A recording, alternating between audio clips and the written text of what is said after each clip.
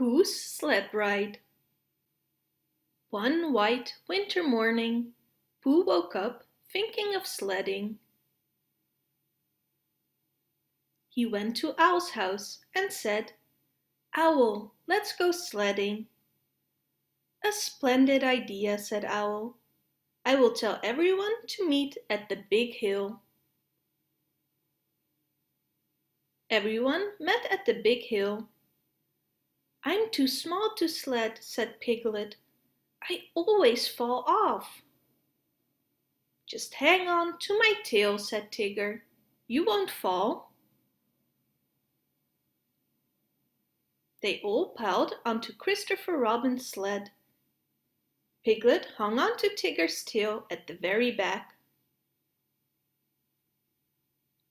Down, down they went. Whee! They laughed and giggled, except Piglet. "Help!" he cried as he fell off. When they got to the bottom of the hill, Piglet was missing. "I hope Piglet is all right," said Pooh. "He's still halfway up," said Roo. Everyone climbed up the hill. "Piglet was in the wrong place," said Owl. "I know," said Rabbit. "He should ride on top." Once again, everyone piled onto the sled. This time Piglet sat on Rabbit's shoulders. Down they went. "Oh no!" yelled Piglet as he bounced off again. When the sled reached the bottom, everyone looked for Piglet again. "There he is," said Kanga. She pointed up the hill. Everyone climbed back up. "Piglet," said Pooh, "this time you sit at the very front." Piglet sat in front of Roo. Roo held on to Piglet. Down, down they went, fast as the wind. Roo was having so much fun that he waved his arms in the air, and out Piglet fell. Once more, everyone climbed back up the hill to Piglet. Piglet sighed and said, "I'm too small to sled, so I'll just watch, but thank you for trying." Christopher Robin spoke up. "I have an idea," he said. "You sit in the middle, and we'll all hold on to you, so you can't bounce off." Everyone piled onto the sled. Piglet held on tight to Christopher Robin. Pooh held on tight to Piglet. Everyone else made sure Piglet couldn't bounce off. Down, down they went. Everyone laughed and giggled. Piglet the loudest. Goofy takes off. Morty and Ferdy hopped out of the horse-drawn sleigh just as it pulled up outside their hotel in Switzerland. They had been looking forward to their winter holiday in the snow-covered Alps for quite some time. "Uncle Mickey, may we go play with those kids over there?" asked Morty, pointing to some children who were building a snowman. "Sure," said Mickey. He turned to Goofy as the boys happily ran off. "They're certainly not wasting any time.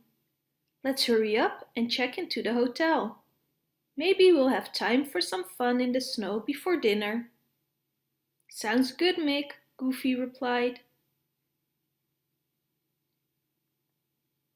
Fritz and Margaret Strauss introduced themselves to Morty and Ferdy.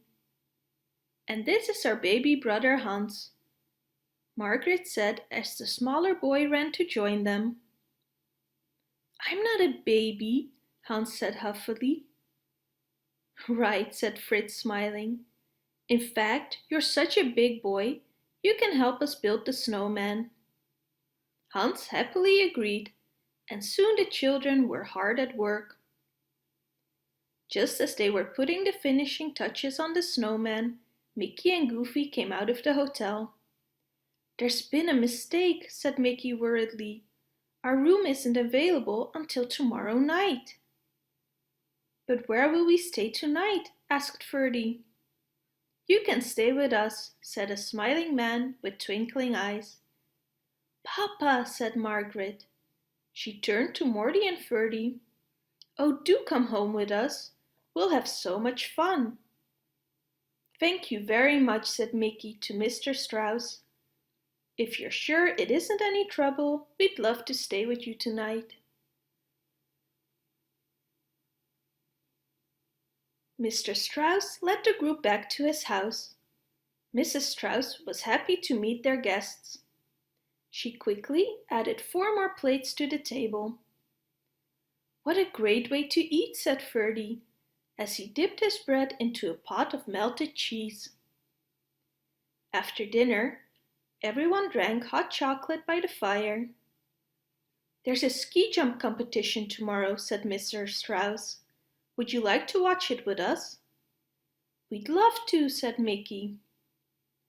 "Then you'll see me," said Hans. "I'm going to jump the furthest," he added proudly. The whole family chuckled.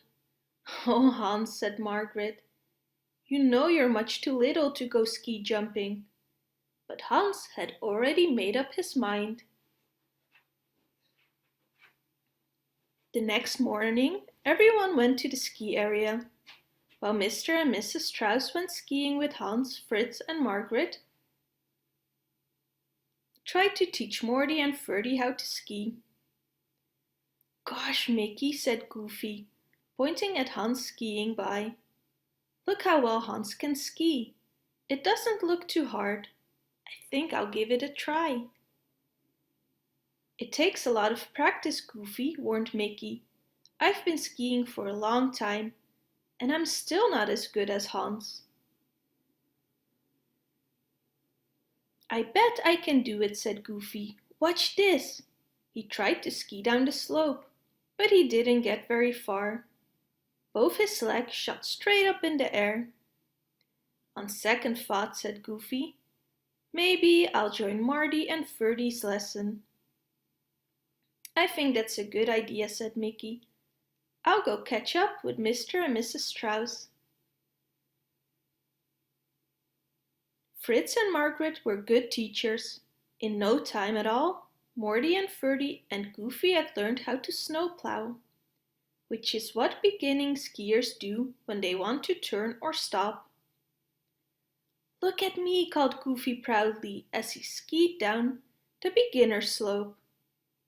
"Now I'm ready to ski down from the top of the mountain." "I don't think so, Goofy," said Fritz. "The top of the mountain is only for expert skiers." "Don't worry," said Goofy confidently. "I'll take it nice and slow." Soon Goofy was sailing through the sky in the ski lift. He looked down and saw Mickey with Mr. and Mrs. Strauss and Hans. "See you later at the ski jump competition," Goofy called. "I hope he knows what he's doing," said Mickey to the others in a worried voice. Hans waved to Goofy. "You'll see me at the competition," he thought to himself. "I'm going to be the winner." Goofy finally arrived at the top of the mountain. He skied over the start of the slope and looked down. "Gosh," he said, "it sure looks steep. Maybe I don't belong here after all." But before Goofy could change his mind, he had lost his balance. Suddenly, he found himself heading straight down the slope. "Whoa!" he shouted. "Where are the brakes?" He was going so fast that he couldn't control his skis. "Watch out!" he yelled, as the other skiers scrambled to get out of the way. Somehow Goofy managed to stay upright as he plunged down the mountain. Little by little, the trail became less steep. As Goofy slowed down, he found himself heading toward a little village. "I must have skied right out right out of the ski area, he thought. I'll have to ask someone how to get back. Goofy came to a stop in front of a chocolate shop. A woman standing in the doorway saw Goofy's puzzled expression and asked him if he needed any help. I'm supposed to be at the ski jump competition, said Goofy sheepishly. Do you know how to get there? Oh yes, said the woman. As a matter of fact, we're giving a box of chocolate to the winner of the contest. Would you like to try one of our chocolates? She asked. Goofy took off his skis and followed the woman into the shop. Then he took one of the chocolates. Gosh, he said, this is the best chocolate I've ever tasted. Yes, Switzerland is known for its fine chocolates, the woman told him. Then she gave Goofy directions to the competition. Goofy tried to follow the directions, but in no time at all he was lost again. This time finding himself in front of a store that sold clocks and watches. Goofy took off his skis and stepped into the front door. Can you tell me how to get to the ski jump competition? He asked one of the workers. Certainly, said the man. In fact, the winner of today's competition will be presented with one of our beautiful watches, he added proudly, showing Goofy a pocket watch. Goofy looked at the time. Oh no, he exclaimed, I'm going to miss the competition. If you hurry, you can still make it, the worker assured him. He gave Goofy directions for a shortcut. Goofy skied to the edge of the village and looked down a steep hill. There's the competition, he said. I think I can even see Mickey. As Goofy leaned over a little more for a better look, he felt himself losing his balance. Before he knew it, he was sailing down the hill. Here I go again, Goofy shouted. At the competition, Mr. and Mrs. Strauss and Mickey met up with Fritz, Margaret, Morty, and Ferdy. Where's Hans? A concerned Mrs. Strauss asked the children. He told us he was going to ski with you for a while. Fritz and Margaret looked at each other. We haven't seen him since this morning, said Fritz. Mickey was also worried. Goofy should have been here by now too, he said to the others. But while Goofy was plunging down the hill, Hans was headed up the top of the ski jump. Once everyone sees what a good jumper I am, they'll never call me a baby again, he said to himself. Hans sneaked in behind one of the ski jumpers. He was just about to take off down the slope when he heard a familiar voice calling, Help! What's he doing? Hans thought as he caught sight of Goofy skiing out of control. Someone needs to save him. Hans didn't hesitate. He left the ski jump and quickly headed down the trail. In no time at all, Hans was skiing alongside Goofy. Boy, am I glad to see you, Goofy shouted. Hans did a snowplow turn. Turn your skis like mine, he called to Goofy. Goofy did as Hans told him, and he began to slow down. Everybody in the ski area watched in amazement as Goofy and Hans arrived safely at the bottom of the hill. The Strauss family and Mickey ran over to them. Are you all right, Mr. Strauss? Asked Hans and Goofy. Goofy just grinned. We're fine, he said. Why, little Hans here saved me in the nick of time. Hans frowned at Goofy. You shouldn't have been on the trail, Hans told him. You could have hurt yourself. Gosh, Hans, said Goofy. I'm sorry. I guess I just wanted to prove to everyone that I was a great skier. But skiing is sure a lot harder than it looks." "Hans," said Mr. Strauss, "what were you doing at the top of the mountain?" Hans looked down sheepishly. "I guess I made a mistake too," he said, "but I just wanted to show everyone that I'm not a baby." "Hans," said Mrs. Strauss, "you're not a baby, but you're still a little boy, and Goofy is just learning to ski. In time you will get bigger, and Goofy will become a better skier. You both have to be patient." Just then the judge of the competition rushed over to shake Hans's hand. "You're a real hero," he said. "Not bad for a little boy," Fritz said, winking at his brother. Then everyone laughed as they walked back to watch the ski jump competition. Bambi, snowy day. One cold and frosty morning, Bambi woke up and could not believe his eyes. Overnight, everything in the forest had turned white. Plop! Something cold and wet fell on Bambi's head. "It's snow," said Thumper as he hopped toward Bambi. "That means it's winter. Let's go and play." "Okay," answered Bambi, "and we'll get flour too." As Bambi and Thumper romped around in the woods, they noticed a set of footprints in the fluffy white snow. "Those aren't my footprints, and they aren't your footprints," said Thumper. "Hey, maybe they're Flower's footprints." "Let's follow them and find out," suggested Bambi.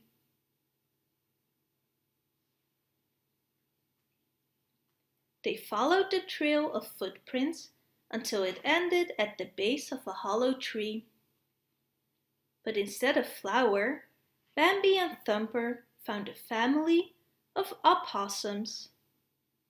"Hello, opossums," they called.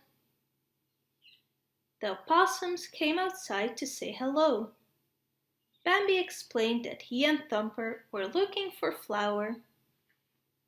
"Look, here are some more footprints," shouted a young opossum. "These probably belong to Flower. I'll go with you and we'll find him in no time."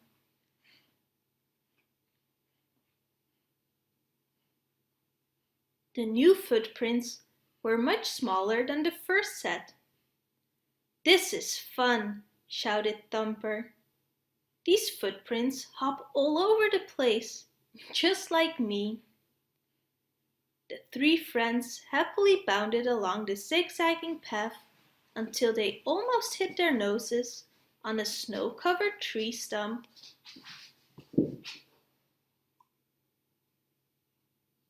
There, on top of the stump, sat a red cardinal.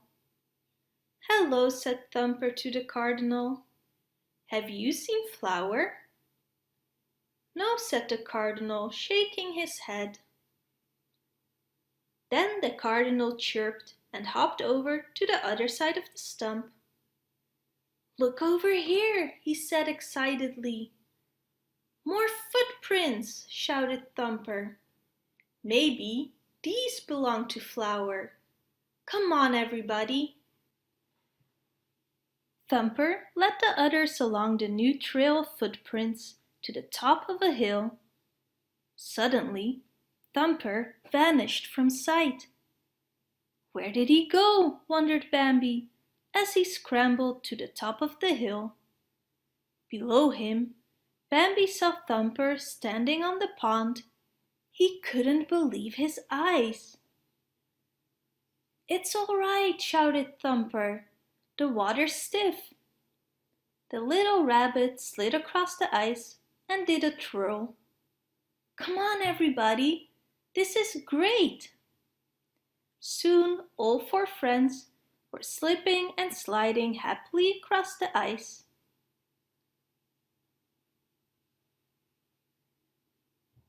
Suddenly, the little red cardinal began to chirp again. Maybe he's found more footprints, suggested the opossum. He had indeed. So Bambi and his friends set off again in hopes of finding Flower. First, the footprints led to a narrow stream that was almost hidden in the snow. Then they circled around the stream and led the friends to another hollow tree. Maybe we'll find Flower here, said Bambi.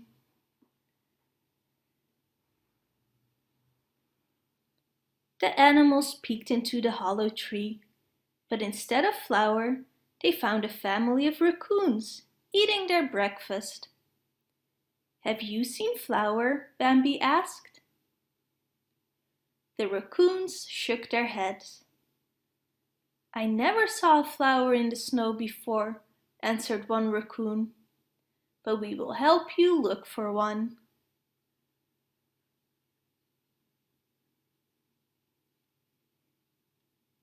The friends went outside to search for more footprints. Then suddenly, Friend Owl swooped down from the trees.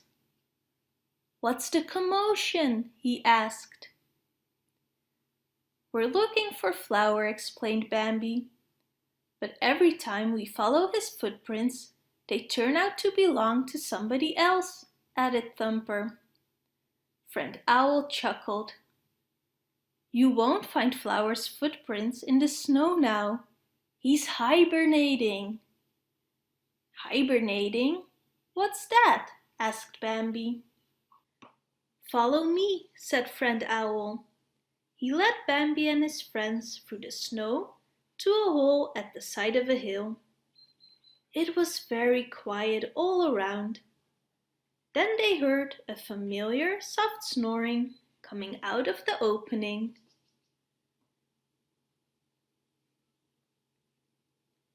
The animals peered into the cozy den. There they saw Flower. Wake up! Wake up! Shouted Bambi and Thumper.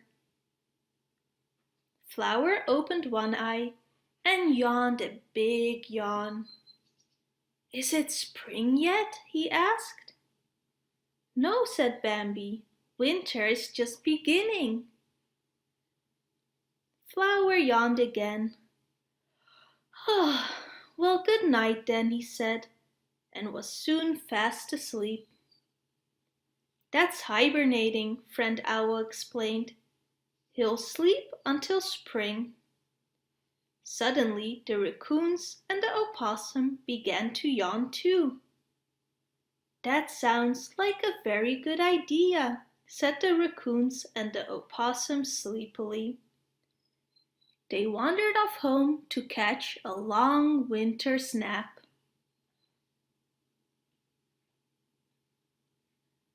Bambi felt a little sad. I'm going to miss our friends, he said to Thumper. Me too, said Thumper. Then he thought of something. I know, we can go and play with all my brothers and sisters. That's a great idea, exclaimed Bambi. The two friends soon found the rest of Thumper's family, and they all had many more wonderful winter adventures together.